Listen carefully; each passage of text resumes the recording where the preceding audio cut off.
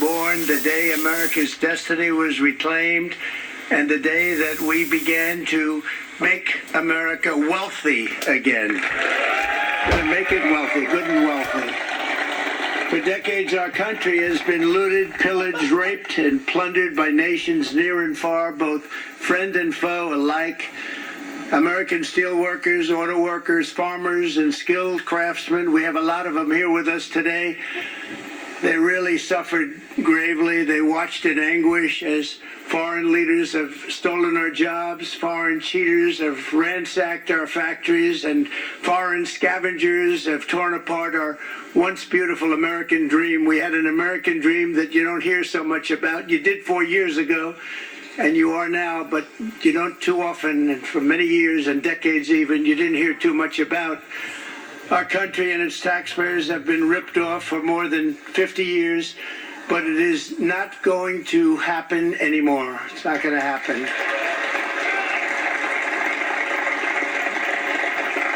In a few moments, we'll sign a historic executive order instituting reciprocal tariffs on countries throughout the world. Reciprocal, that means they do it to us and we do it to them.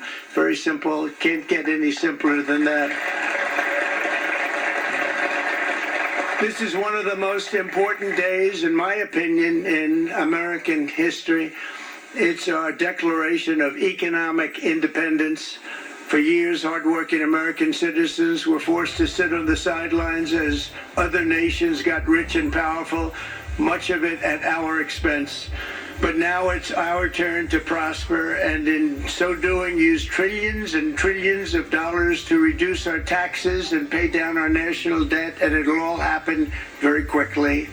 With today's action, we are finally going to be able to make America great again, greater than ever before.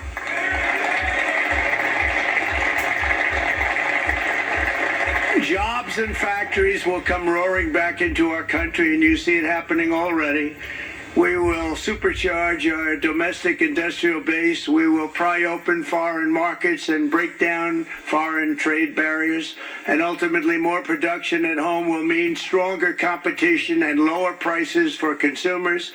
This will be indeed the golden age of America. It's coming back, and we're going to come back very strongly.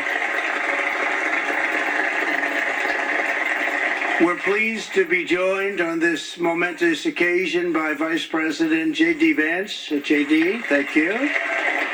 Thank you. Thank you very much. Where are you, J.D.? No, that wasn't too hard to find. I was looking, he likes to take a low-key attitude, so usually we sit right in front. He's gaining a lot of confidence, Mike, isn't he? And nearly my entire cabinet is here, as well as Speaker Mike Johnson, who's done an amazing job. And with the great success we had last night in Florida, we have a majority of 7. And 7's like a lot when we had it at 1, right? You've done a fantastic job, and many of the members of the House and Senate are with us. Senators, Congressmen, thank you all for being with us. We appreciate it. For decades, the United States slashed our trade barriers on other countries, while those nations placed massive tariffs on our products and created outrageous non-monetary barriers to decimate our industries. And in many cases, the non-monetary barriers were worse than the monetary ones. They manipulated their currencies, subsidized their exports, stole our intellectual property, imposed exorbitant VAT taxes to disadvantage our products, adopted unfair rules and technical standards, and created filthy pollution havens. They were absolutely filthy, but they always came to us and they said, we're violating, we should pay for it. It's all detailed in a very big report by the U.S. Trade Representative on Foreign Trade Barriers, and I'll just hold it up for you. It's available, and you don't have to pay too much. As I understand it, you pay nothing. It's a lot of work for some, actually, because it's a special book. It's frankly, it's very upsetting when you read it, when you see what people have been doing to us for 30 years. This all happened with no response from the United States of America, none whatsoever. But those days are let me offer just a few examples of the vicious attacks our workers have faced for so many years. The United States charges other countries only a 2.4 tariff on motorcycles. Meanwhile, Thailand and others are charging much higher prices, like 60%. India charges 70%. Vietnam charges 7%, and others are even higher than that. Likewise, until today, the United States has for decades charged a 2.5 tariff. Think of that, 2.5% on foreign-made automobiles. The European Union charges us more than 10% tariffs, and they have 20% VATs, much, much higher.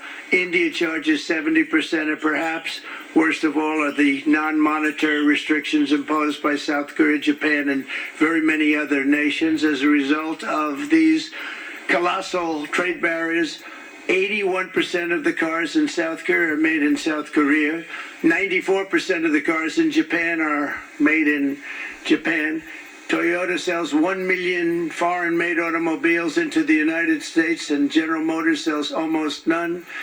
Ford sells very little. None of our companies are allowed to go into other countries. And I say that friend and foe. And in many cases, the friend is worse than the foe in terms of trade. But such horrendous imbalances have devastated our industrial base and put our national security at risk. I don't blame these other countries at all for this calamity. I blame former presidents and past leaders who weren't doing their job. They let it happen, and they let it happen to an extent that nobody can even believe. That's why, effective at midnight, we will impose a 25% tariff on all foreign-made automobiles.